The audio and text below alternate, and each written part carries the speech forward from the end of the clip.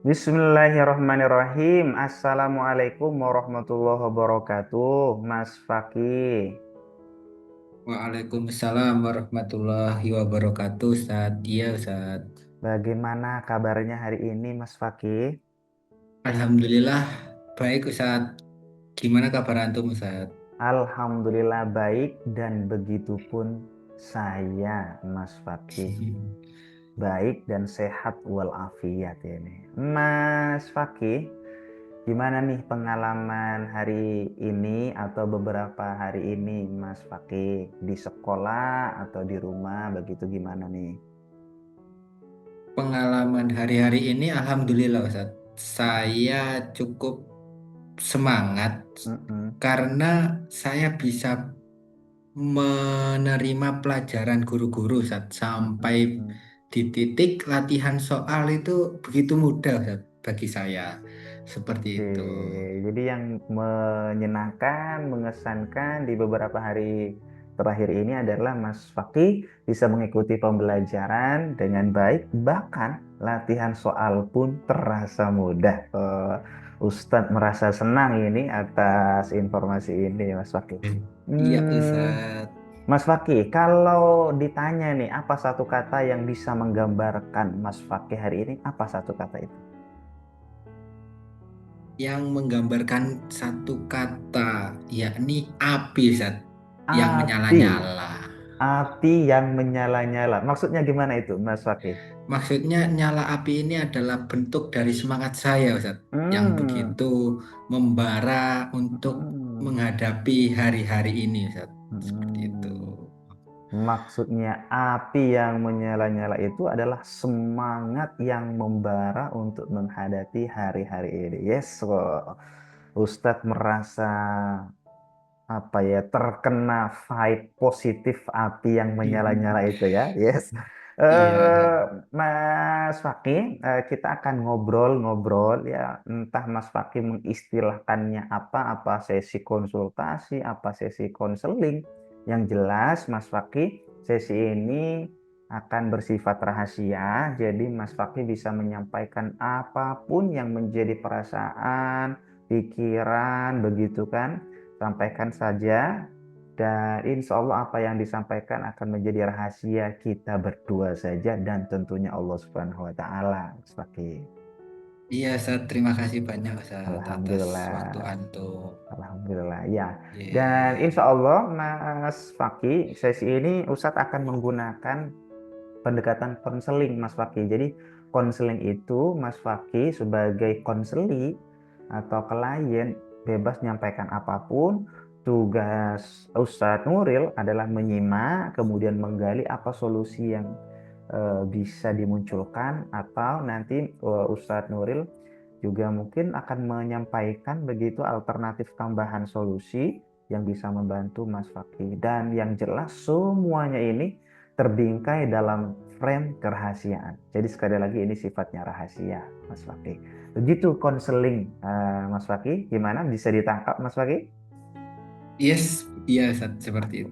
Yes, terima kasih. Berarti karena insya Allah Mas Fakih sudah nyaman bersama saya ini, kita coba geser Mas Fakih. Mas Fakih kemarin waktu chat saya terus minta waktu untuk sesi konseling atau ngobrol ini, Mas Fakih eh, tiba-tiba begitu dan saya kaget. Apa sebenarnya yang Mas Fakih ingin sampaikan kepada saya atau ingin ceritakan ke saya ini?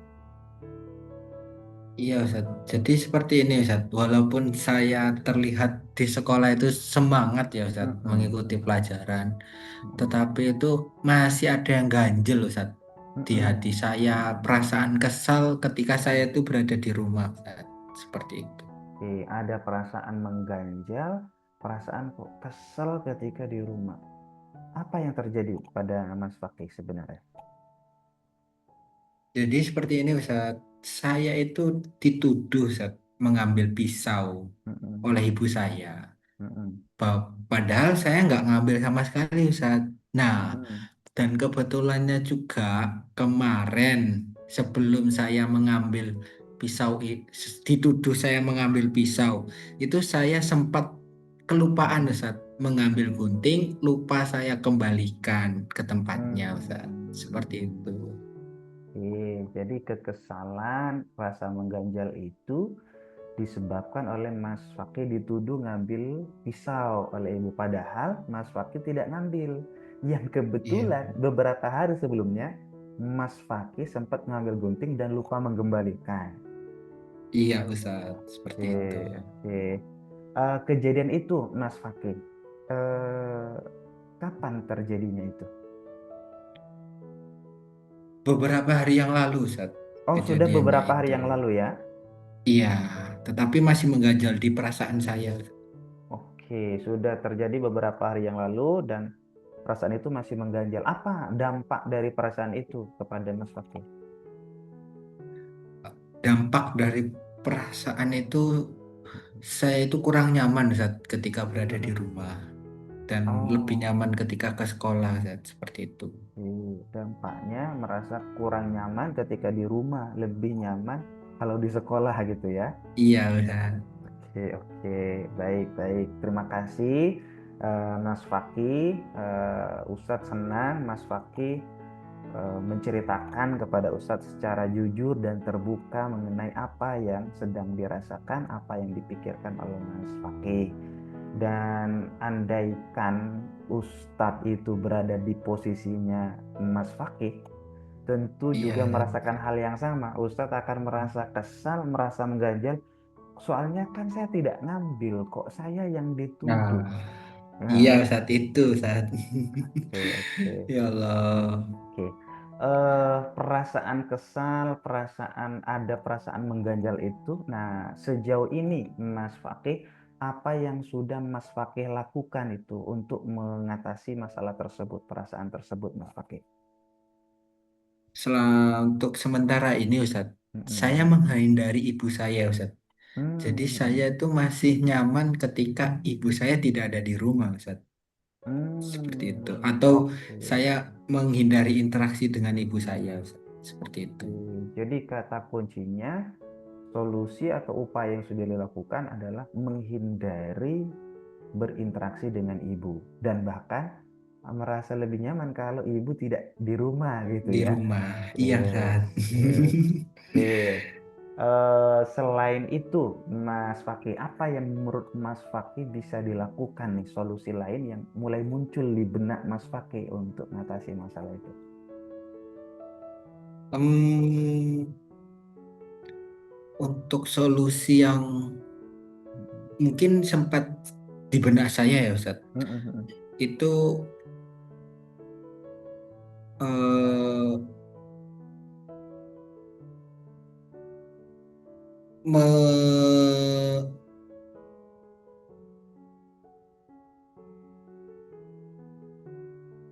melepaskan Ustadz, atau mengikhlaskan bahwasannya pasti ada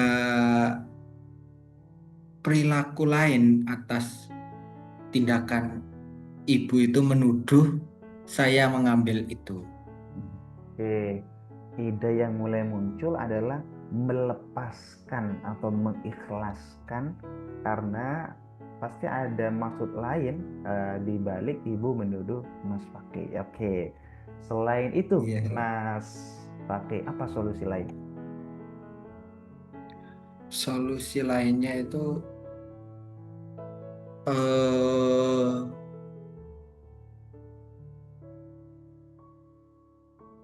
melakukan curhat Ustaz, kepada teman ataupun antum ini yang saya lakukan Oke, oke, untuk menarik, mencari menarik. sudut pandang yang lain Ustaz, seperti itu. Oke, ini menarik ini. Dan yang ketiga, solusi yang terpikir adalah curhat ke teman atau curhat ke Iya, saya. Oke, yes. Sudah iya ada Ustaz. tiga. Apa yang lain? Masih ada? Saya rasa hanya itu Ustaz yang ada di pikiran saya Ustaz. Oke, Maka oke. maka dari itu saya hubungin antum Ustaz. Oke, Seperti jadi itu. ada tiga ya yang sudah dilakukan sejauh ini adalah menghindar berinteraksi dengan ibu. Yang kedua itu adalah melepaskan atau mengikhlaskan kejadian itu. Dan yang ketiga adalah curhat ke teman atau ke saya. Nah, oke, Iya terima Ustaz. kasih. Ini ide menarik. Dan Mas Fakih, Kalau Ustadz boleh memberi saran, nah, gimana Iya. kalau Mas Fakih itu melakukan teknik reframing, Mas Fakih? Wah, apa itu Ustaz, teknik reframing? Cukup Oke, menarik mungkin bagi saya.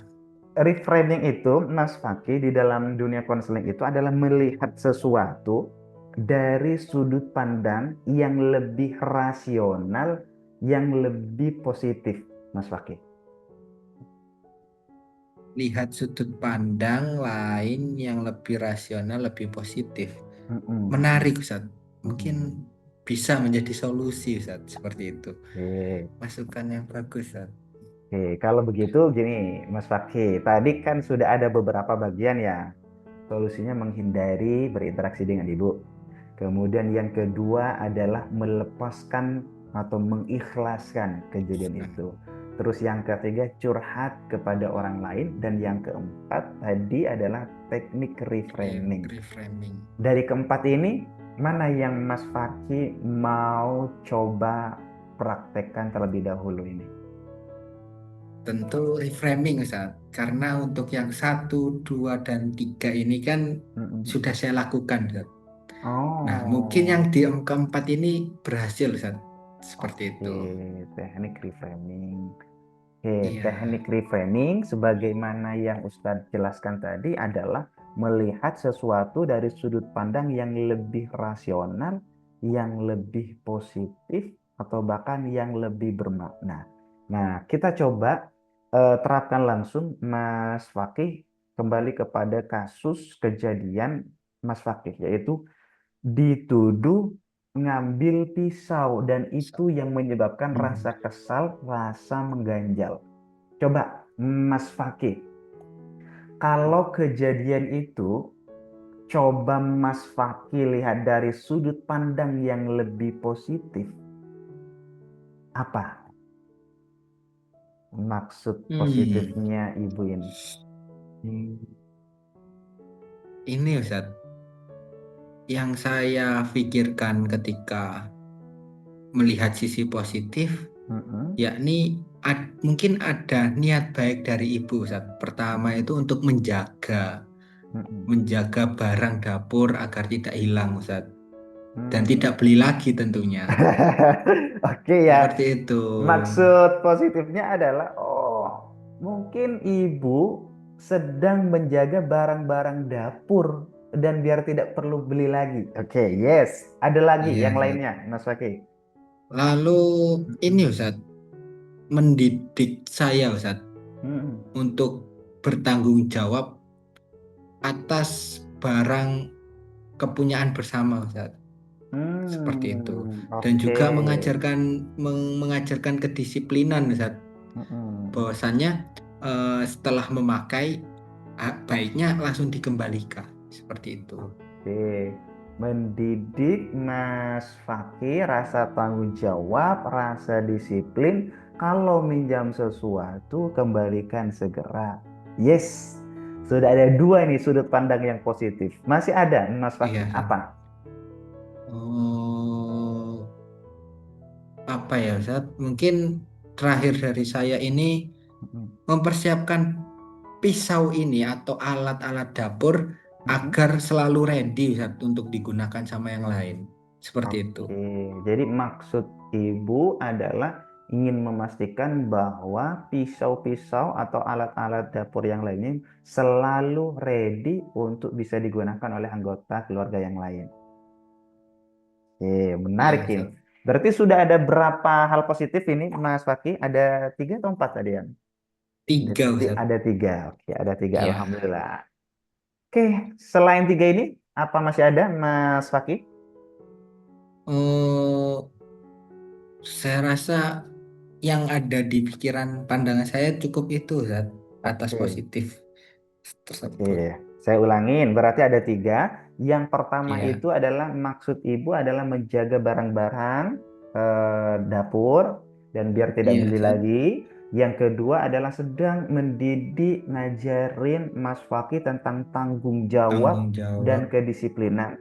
Yang ketiga adalah ibu sedang memastikan bahwa barang-barang dapur itu selalu siap untuk digunakan oleh anggota keluarga yang lainnya. Yes, terima kasih. Iya, Mas Ustaz. Faki, ini menarik dari sudut pandang yang positif ini. Nah, pertanyaan Ustadz ini, kapan Mas Iya, Ustaz. Faki akan menerapkan sudut pandang positif ini kepada ibu?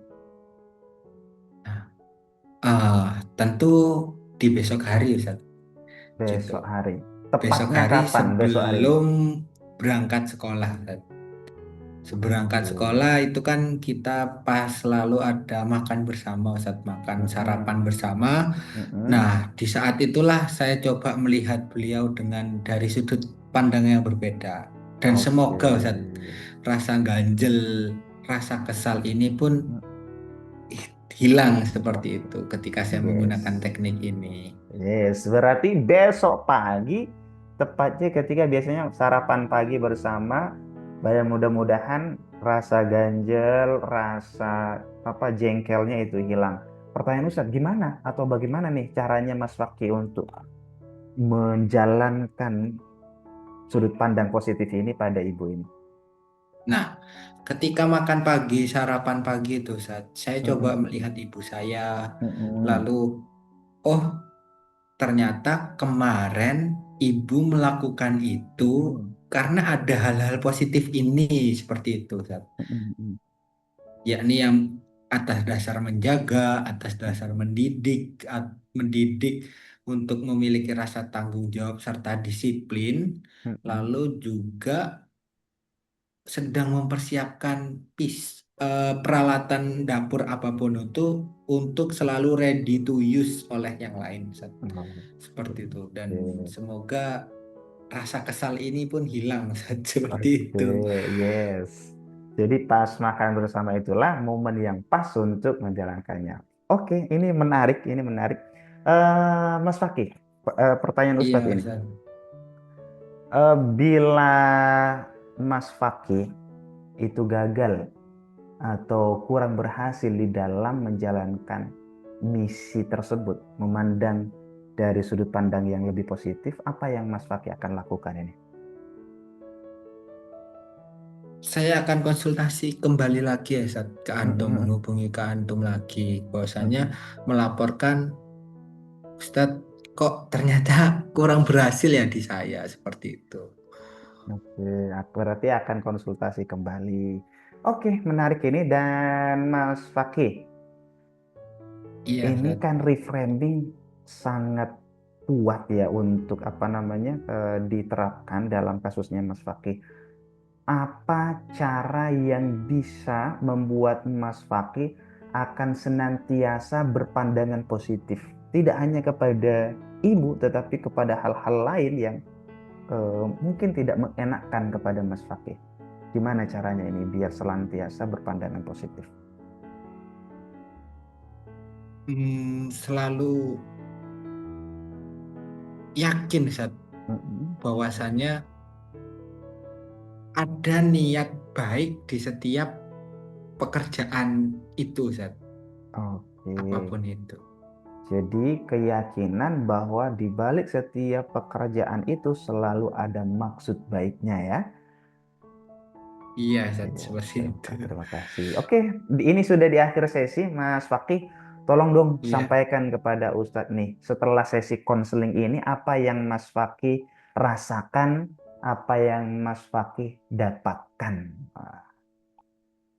Yang saya dapatkan ini cukup ada plong, Ustaz, yang Mm-mm. sebelumnya saya itu pusing kok selalu mengganjal di saya, Mm-mm. tetapi Mm-mm. kok akhirnya pun ketika saya konsultasi ke Antum, oh Mm-mm. ternyata ada teknik reframing ya, yang dimana Mm-mm. melihat sudut pandang segala sesuatu dari sudut yang positif. Seperti Oke. itu, Ustaz. Yes, ada perasaan plong dan satu hal lagi Mas Fakih mengetahui salah satu teknik ya, yaitu Iya, reframing, melihat sesuatu dari sudut pandang yang lebih positif, yang lebih rasional. Yes, terima kasih. Pertanyaan terakhir dari Ustadz ini, kapan iya, kita Ustaz. bisa bertemu lagi untuk membahas progres atau hasil upaya Mas Fakih ini? Nah, tentu secepatnya, Ustaz, setelah saya Hmm. mengaplikasikannya di esok hari, Ustaz. Oke, Seperti itu. secepatnya kata kuncinya. Secepatnya itu kapan, Mas Fakih? Secepatnya itu ketika malam hari, Ustaz. Ketika Malam antum hari? kosong, Mm-mm. ketika antum kosong dan saya sudah melalui hari-hari yang melelahkan ini, apabila Mm-mm. saya masih semangat atau masih plong, sudah plong Mm-mm. saat ketika melihat ibu saya, bertemu ibu saya, bahkan berinteraksi, Mm-mm. maka saya akan menghubungi antum untuk melaporkannya itu, ataupun ketika gagal, saya akan tetap menghubungi antum, Ustaz. Seperti Oke, itu. yes, terima kasih Mas Fakih. Berarti besok pagi mau praktek langsung, mencoba mempraktekkan Iya, Ustaz. retraining ini. Terus besoknya lagi, tepatnya di Iya. malam hari, Mas Fakih akan menyampaikan pengalaman progresnya menyenangkan, sukses atau sebaliknya gitu ya. Terima Iya, kasih Ustaz. Mas Fakih. Kalau boleh tahu biar Ustadz sekalian ini menjadwal malam harinya jam berapa Mas Fakih? Ba'da Isya, Ustaz. Setelah Isya, Ba'da tepat gitu. Isya berarti sekitaran pukul 19.00 Jam, ya. iya, Oke, Ustaz. terima kasih Mas Fakih. Sebelum ditutup ini, apa yang mau disampaikan? Saya rasa cukup, Ustaz. Cukup ya, Seperti Alhamdulillah. itu. Yes, kalau cukup, Mas Fakih. Sekali lagi, eh, Ustadz menyampaikan terima kasih karena Mas Fakih sudah menyampaikan secara terbuka dan yang menarik, Mas Mhm. Fakih, Ustadz melihat bahwa Mas Fakih adalah pribadi yang terbuka. Apa buktinya? Iya, Ustaz. Buktinya Ustadz merasa bahwa apa ide-ide yang Ustadz sampaikan itu selama itu positif dan nyaman, Mas Fakih menerimanya dengan baik. Itu pertanda bahwa Mas Fakih adalah pribadi yang terbuka. Baik Mas Fakih, Ustadz mohon maaf atas Alhamdulillah. kesalahan, kekurangan, atau kelebihan waktu. Nah, Iya, Ustaz. jadi kita akhiri dengan membaca hamdalah. Alhamdulillahirabbil Alhamdulillahirabbil alamin. alamin. Subhanakallahumma wa bihamdika asyhadu an la ilaha illa anta Astagfirullah. astaghfiruka wa atubu ilaik. Astagfirullah Mohon wa maaf atubu Mas ilaik. Fakih, terima kasih. Iya, Assalamualaikum Ustaz. warahmatullahi wabarakatuh. Waalaikumsalam warahmatullahi wabarakatuh.